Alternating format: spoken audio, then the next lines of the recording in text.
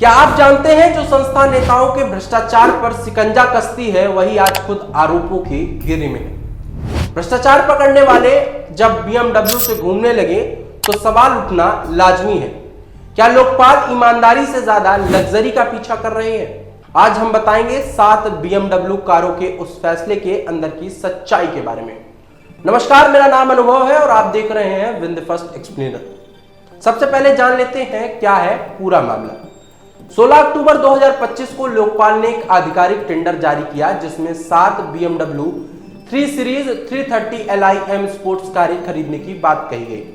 ये premium luxury sedan cars हैं जिनकी प्रति कार कीमत करीब 70 लाख रुपए है। कुल लागत लगभग 5 करोड़ रुपए। ये कारें लोकपाल के चेयरपर्सन और सदस्यों के लिए है। टेंडर पूरी तरह से पारदर्शी रहा, सरकारी बजट से फंडेड और कोई छुपा सौदा नहीं। लेकिन सवाल उठता है, क्यों BMW? क्या इतनी महंगी कार जरूरी है? अब जान लेते हैं विवाद का असली कारण क्या बना। लोकपाल एक ऐसी संस्था है जो भ्रष्टाचार पर नकेल कसती है और बड़े बड़े लोगों की जवाबदेही सुनिश्चित करती है। लेकिन अब खुद लोकपाल पर सवाल उठ रहे हैं। लोग पूछ रहे हैं, भ्रष्टाचार रोकने वाली संस्था को लग्जरी कारों की क्या जरूरत है? विपक्षी नेता जैसे पी चिदंबरम और अभिषेक मनु सिंघवी ने इसे लग्जरी का पीछा करार कर दिया। उनका तर्क है कि जब सुप्रीम कोर्ट के जज साधारण कारों में चल सकते हैं तो लोकपाल को BMW की जरूरत क्या है? क्या यह करदाताओं के पैसे का दुरुपयोग नहीं है?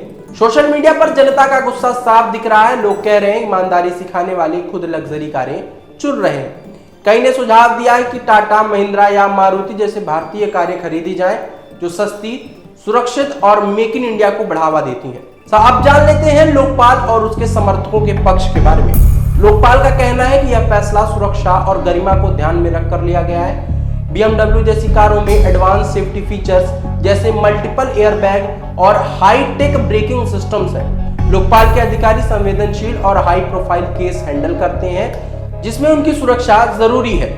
साथ ही वो तुलना करते हैं कि सुप्रीम कोर्ट और चुनाव आयोग और अन्य बड़ी संस्थानों के अधिकारी भी अच्छी कारें इस्तेमाल करते हैं। उनके मुताबिक यह सिर्फ जरूरत नहीं बल्कि संस्था की गरिमा का भी सवाल है। लेकिन क्या यह तर्क जनता को समझा पाया? शायद नहीं। लोग कहते हैं सुरक्षा जरूरी है लेकिन लग्जरी ही क्यों? सस्ती और सुरक्षित कारें भी तो उपलब्ध हैं। अब इन सारी चीजों में सार्वजनिक और राजनीतिक प्रक्रिया को भी जान लेते हैं। यह मुद्दा सोशल मीडिया पर आग की तरह फैल गया है। लोग कह रहे हैं VIP कल्चर का प्रतीक बन रहा है ये। तो कुछ लोग कह रहे हैं कि अगर यह लीगल है तो क्या दिक्कत है? विपक्ष ने इसे सरकार पर हमला करने का मौका बना लिया है। उनका कहना है कि जब आम आदमी की महंगाई से जूझ रहा है तो लोकपाल लग्जरी कारें क्यों खरीद रहा है? दूसरी ओर सत्ता पक्ष चुप है क्योंकि लोकपाल एक स्वतंत्र संस्था है। पूर्व नीति आयोग CEO अमिताभ कांत ने टेंडर रद्द करने और इलेक्ट्रिक वाहन यानी EV को चुनने की सलाह दी है। कुल मिलाकर यह विवाद लोकपाल की छवि पर सवाल उठा रहा है। लोग पूछ रहे हैं जो संस्था भ्रष्टाचार के खिलाफ लड़ती है उनकी अपनी विश्वसनीयता इतनी बहस में क्यों है? अब जवाबदेही पर सवाल उठ रहा है तो उसको भी जान लेते हैं। लोकपाल दूसरों से पारदर्शिता और जवाबदेही की उम्मीद करती है लेकिन खुद इस मामले पर चुप क्यों है? टेंडर में यह स्पष्ट नहीं किया गया है कि BMW कारें क्यों चुनी गई और अन्य विकल्पों पर विचार क्यों नहीं किया गया। यह सिर्फ कानूनी होने का मामला नहीं बल्कि नैतिकता और जनता के भरोसे का सवाल है। अगर लोकपाल पर ही शक उठने लगे तो भ्रष्टाचार के खिलाफ उसकी लड़ाई कमजोर पड़ सकती है। क्या लोकपाल को इस टेंडर पर दोबारा विचार करना चाहिए? क्या सस्ते, सुरक्षित और स्वदेशी विकल्प उपलब्ध हैं?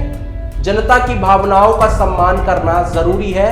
साथ ही सरकार को सरकारी नीति बनाने की जरूरत है जिसमें सरकारी संस्थानों की वाहन खरीदी स्पष्ट हो ताकि भविष्य में ऐसे विवाद ना हो सके। यह एक बड़ा सवाल है।